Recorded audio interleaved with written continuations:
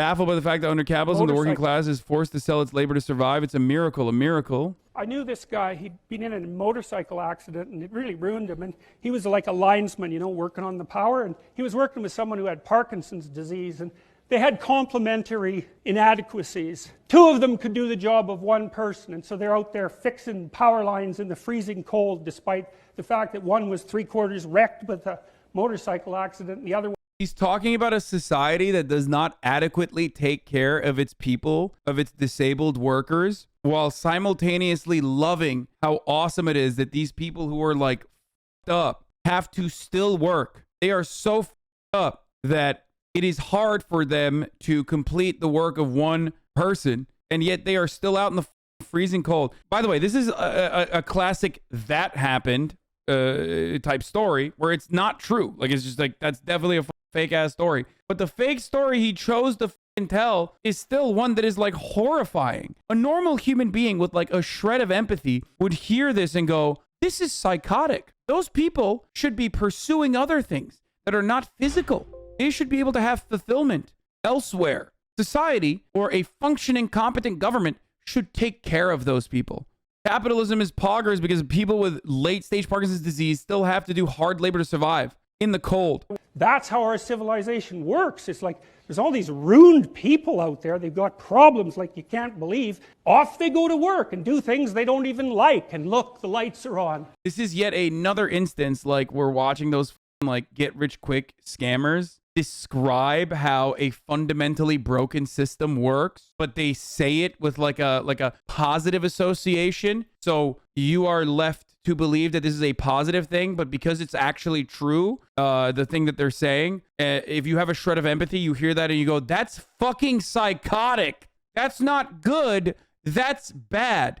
You described wage slavery and how people who are like fucking forced to do hard labor to keep your shitty fucking lights on when they themselves are in no position to be doing hard labor, but they are forced to do so. That's not a beautiful thing, dude. My God, it's unbelievable. It's a miracle. It's a miracle. Yeah, what a miracle that is, dude. Oh shit, hold on. I do want to watch this though. This is apparently exactly in the same light as that one. Jordan Peterson gets emotional. It will give you goosebumps. Listen carefully. Why don't you just try to work as hard as you can at your damn job for like 6 weeks, right? All flat out. You know, if you work 10% longer hours, you make 40% more money. False. Straight up false. Absolutely made up. He did not get that statistic from anything, okay? That is a completely made up false statistic. That's something worth thinking about. You know, you've got a job. Maybe you show up 15 minutes early and you leave 15 minutes late. Why? There is absolutely zero reason. Okay, I'll just say this. A lazy worker is a smarter worker than one who works hard unconditionally. Because if you are doing wage labor for someone else, and this is going to be very frustrating for people because your entire life people have told you have to work hard. You have to work harder than everybody else, and like you'll be gifted, you'll be celebrated. Like people will fucking give you people will venerate you, they'll accomplish, they'll love how much you've accomplished, blah blah blah. This obviously does not extend to people who are working for themselves, okay? Or working on themselves rather. But I'll tell you this much. A lazy worker is technically smarter than a harder worker, because the reality is that you as a worker want to work the least amount of time for the most amount of pay.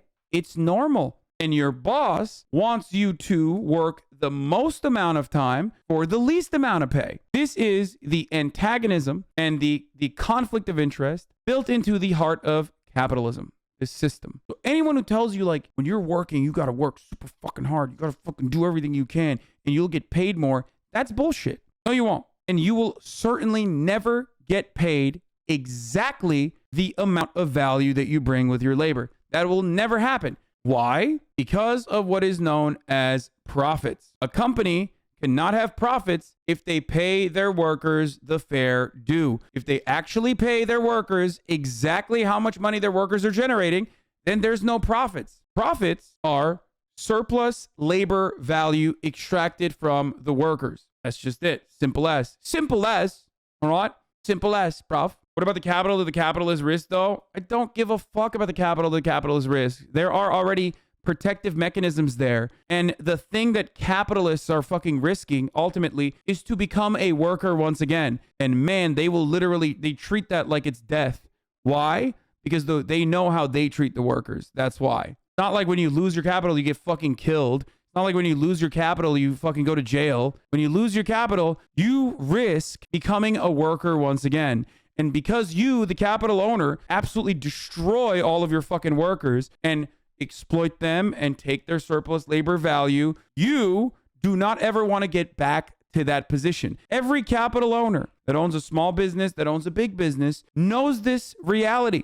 That the biggest fear that they have in their heart of hearts is to one day become a worker again to a boss like themselves. The perception of working hard is more important than actually working hard. Learned this a couple of years ago and I've gotten promoted more but work less. Yeah. Notices, because he would probably notice, and then maybe someone's going to get promoted and maybe it'll be you because something's going to tilt the scales, and that little extra bit of work done without cynicism and resentment might be enough. Well, he said he started at 21 bucks an hour and in 6 weeks he was making $37 an hour. And it's not a king's ransom, man, but it's a hell of a lot more than zero, and it's quite a lot more than 21.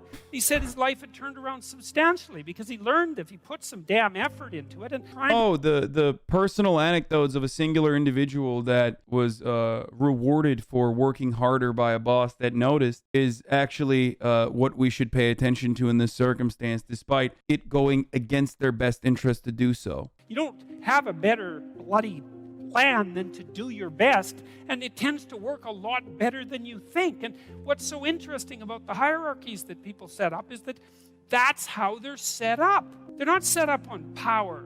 Hierarchies are not set up on power? Then how are hierarchies defended? Without power, a hierarchy is just someone being like, I'm cooler than you. That's it. Hierarchies are nothing without power. What a fucking delusional, idiotic, moronic fucking take, dude. If wealth was the inevitable result of hard work and enterprise, every woman in Africa will be a millionaire. Or like literally everyone fucking born in an Indian slum would currently be the richest person on the planet. Clearly, meritocracy is a lie and probability is a significantly larger factor in how successful you are going to become than anything else. Isn't your zip code literally the number one predictor for future success? Yup. Literally, I'm a software engineer and the people in my company's squads who are higher up the ladder make exponentially more money than me to write exponentially less code with every step up the ladder you go. Yes, that's why it's a laughable notion that like a company cannot operate without a CEO. No, the company can actually never operate without a worker. The company absolutely can operate without a CEO though. That is the hilarious part about it, is that like, sure, is there some level of organization necessary, like a managerial position? Absolutely. Are there more democratic ways of choosing who that fucking manager is supposed to be? Also, absolutely.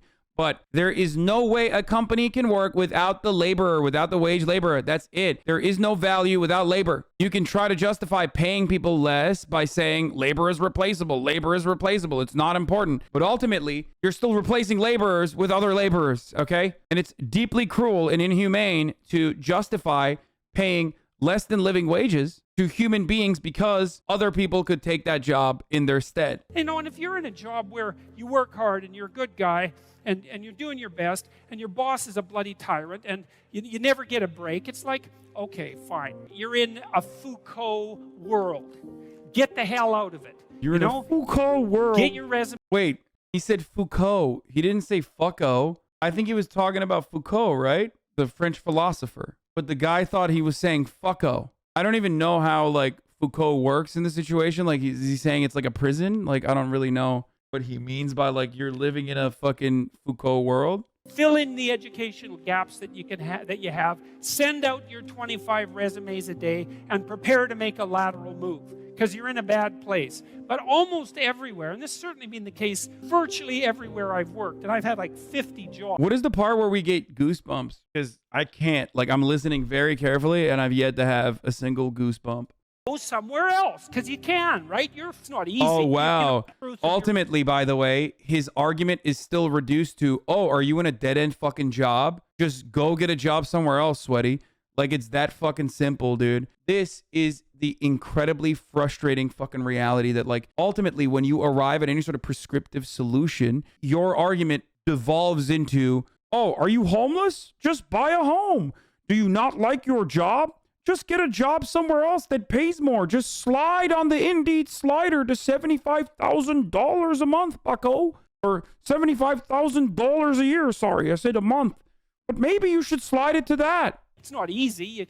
You can't just walk out the door and instantly find another job, but you're not enslaved. You quite literally are enslaved in a capitalist society to make these sorts of fucking decisions. Why? Because healthcare is not free. Healthcare is not universal. This is one of many different ways that a capitalist, hyper-capitalist society like the United States of America will trap you into a lifetime of destitute wage slavery. How do they do that? In order to become a more productive laborer, okay? In order to become a more productive worker, you go to college and you learn skills. You're supposed to be. Or you go to a trade school and you learn skills. Regardless, you're learning something, right? And then in that process, maybe you're fortunate enough to be able to get a job. But before you get to that point, now you've taken on debt. You have now taken on a profound amount of debt to better yourself, to have more skills, to become a more productive laborer. In comparison to other countries, the amount of debt you've taken is profound. It is sizable. It is vast. Now you have to pay off that debt. So now you're in the debt trap. How do you pay off that debt? Well, you have to actually get a job. What if you don't have any good jobs? Because all the good jobs are taken by those who were recipients of intergenerational wealth and legacy admissions into these institutes of higher learning that are, way better at networking. All the good jobs are taken. So what do? You take a job wherever you can. Now, that job is not paying you well, but you think, hey, this is short term. I will eventually get a good job, but I have to start paying this fucking debt. So now you took a job that is not even helpful. Okay, now you took a job that is not even applicable to the technical skills that you learned or the skills that you learned or whatever your specialty was, right? Now you're paying the debt that you were saddled with because you wanted to become a more productive worker by taking on a job that is not paying you adequate wages. Now you have to do that, except just switch your job, right? If you're lucky enough, that job also offers you benefits in the form of healthcare. Now you are completely trapped. Make a decision. Move away from that job. Move away into a different sector where your applicable skill sets are worthwhile. How will you do that? What are you going to do? Go for potentially months without pay? Go for potentially months without health care? What happens if you get into a car accident? What happens if you get sick? Now you are saddled with even more debt. Now you are even in a worse condition than you were beforehand. Now you definitely have to take that fucking job that you did not want to take. This is the reality for the overwhelming majority of the working class in this day and age. This is the new generation. And this is by design. Other countries do not saddle you with debt just for the sake of becoming a more productive worker. Other countries also do not trap you into whatever job that you had to take, that you were forced to take to survive and to pay off that debt with the marriage of healthcare and the job that you have. Now you're fucked. And it's completely outside of your power. And not only that, but for the average worker, that budget shortfall is built into your existence. And that is by design, because as Jordan Peterson also correctly pointed out when talking about the guy who had Parkinson's and the other guy who was absolutely bloody wrecked by a motorcycle incident, someone has to keep the lights on. Someone has to clean the toilets. Now, there are two different methods of doing this: by positive reinforcement, by making you understand that you are valuable, that you have a stake in ownership in the business itself. And that's precisely why you understand it's like, owning your own house or whatever, where you're like, oh yeah, I'm going to clean my fucking living space because I want to live in a cleanly living space. Or by putting the fear of God into you, that if you don't actually go and take on that job when you fucking clean the toilets, or take on that job where you are, working on a power line, despite the fact that you are, severely disabled and it's actually gruesome work, backbreaking labor that you normally should not be engaging in, because otherwise you will never put food on the table, you will never pay that debt, and your life will get shittier and shittier and shittier year after year. That is the unfortunate reality of capitalism for the overwhelming majority of the working class. It's just by design. This is the way that this system is designed. So whenever I hear people talk about just change your job, fucko, that is the rantings of an incredibly privileged individual who has never had to face that struggle, that scary reality that what if this doesn't work out for me? You could make a move. You could even decide that you're going to make a move and double your salary. You know, it's not a bad goal, and it's certainly a possibility. Yeah, you could. You also could go back to square one where you don't have a job, and now you don't have healthcare either. And now you are renting, so you have to pay rent. How are you going to pay that? It isn't hierarchy. It's ethics that determines success in a functional society. It's also bullshit. All of the top wealthiest individuals are not known for their ethics or their code of conduct. It's about how predatory they are willing to be. It is quite the opposite. If you are to ascribe a moral value to capitalism, which is simply just the organization of the economy, but most people do ascribe a moral value to it. They think it's bad. The people at the tippy top are those who are willing to be predatory. I could be a fuckload more predatory in the way that I operate. For example, now that I am someone who has actually made money, I see it every fucking day. I see it in every decision that I make. A decision to work with union-made domestic manufacturers means that your profit margin is going to be slim. It's simple. And many people decide to not do that because they're like, why the fuck would I? Of course I'm going to work with a drop shipping company in China. Of course. Why the fuck not? Of course I'm going to cut corners everywhere I can. Why the fuck not? I personally think that that's unethical. And if you were to ask people individually how they feel about it, they would also think that that's unethical. But people don't want to do that. People don't want to make these ethical decisions. The rest of it's a bloody lie. And that doesn't mean that all our systems are perfectly ethical. You got to be awake. If you're in a system, there's going to be some corruption in it. Part of what you're supposed to do is keep your damn eyes open for the corruption and your mouth speaking truth. So when the corruption starts to take root, you object to it. Yeah, except when people do actually recognize that and do choose to speak out against that corruption in our unjustifiable system that is built upon unjustifiable hierarchies, then you say, clean your room and fix your own fucking bed, bucko, before you start casting stones from your glass house. This notion that Jordan Peterson is actually pro sticking it to the fucking man and fighting back against the systems is just false. You take your place in the world as a decent person and as a decent citizen, and you play the hierarchical game properly. And that is to stand up straight with your shoulders back. It's like the world's an onslaught. You've got the tyranny of culture to deal with. You've got the catastrophe of nature. You've got your own damn malevolence and ignorance, right? All coming at you. Plus the incredible, complicated, indeterminate potential of the future. That's all coming at you,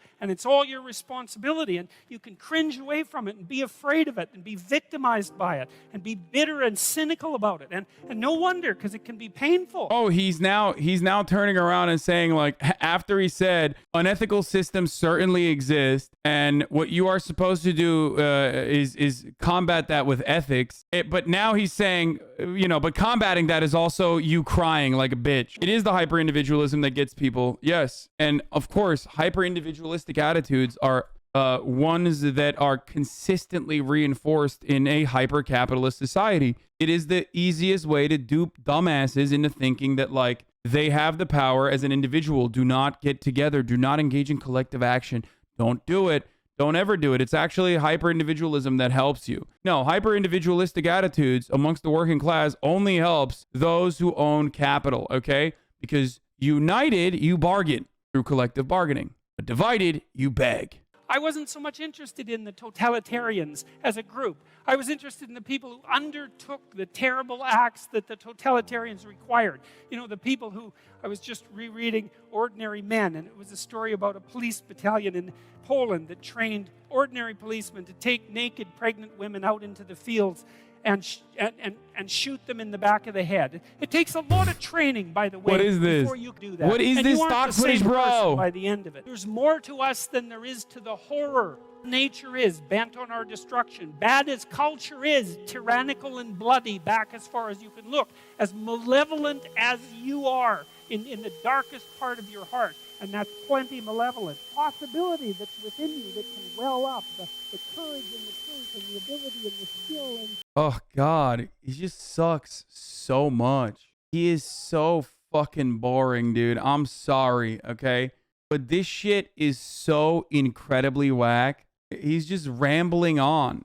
And you really have to just think he's profound to be like, this word salad actually makes sense and is incredible, and it changed my mind. It's giving me goosebumps. And the proof for me of an old saying, I I read from Carl Jung. It's an alchemical motif in Stir Qualinus Inventur, which is what you most want to be found will be found where you least want to look. Is this Lauren Southern crying because there's kebab shops in the UK? Lauren Southern, when she found out race mixing is legal. And it's so interesting because it means that if you're willing to turn around and to stand up, say, and stand up straight and face the darkness like fully, what you discover at the darkest part is the brightest. Oh my God, he's crying now. Okay, dude, I'm toxic. Straight up toxic masculinity. Bro, if you whip yourself up into a frenzy in your own bullshit word salad about like it's darkest before dawn, yada yada yada, you're a fucking huge weirdo and you should be made fun of. Okay, I'm sorry.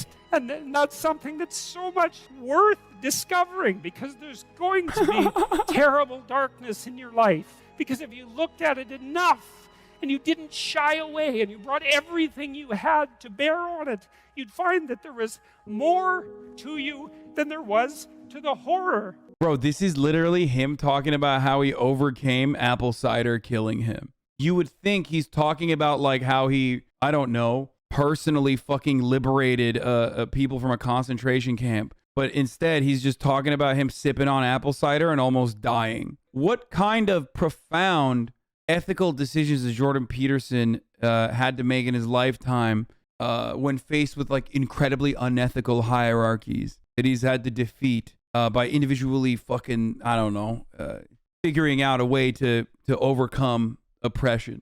Jordan Peterson, when asked not to misgender a student. This is Jordan Peterson when someone told him that, like, you know, women have access to birth control and therefore can, you know, make decisions over their own bodies more effectively. JP helped me get out of the depression mindset too. I own his book and everything. I still find all criticism toward him very valid. I'm not interested in following him any longer. Yes, the reality is that Jordan Peterson's pop psychology garbo, which is not unique to Jordan Peterson, is tried and true strategies to better your life and improve yourself. I do not have a problem, and I personally also regularly advocate to set short-term goals for yourself that will then ultimately achieve long-term goals that you set for yourself. And that is a good thing that, you know, small successes throughout your day will genuinely improve your mindset. You know, you can kickstart your day by making your bed. That is true. But that does not change the reality that Jordan Peterson also is trying to subtly red pill you into seeing the world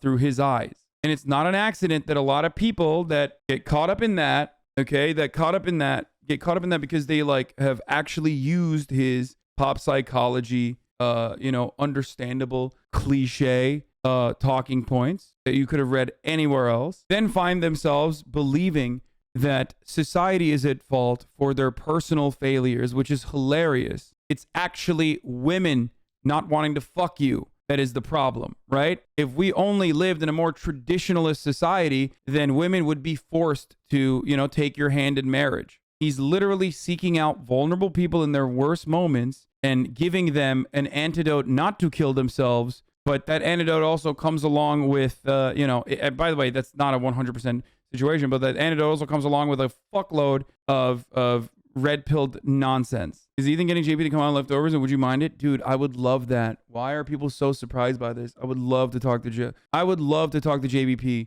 3-4 years ago, I never would have thought that I would have the opportunity. Right now, I legitimately do have the opportunity. I'm very excited for it.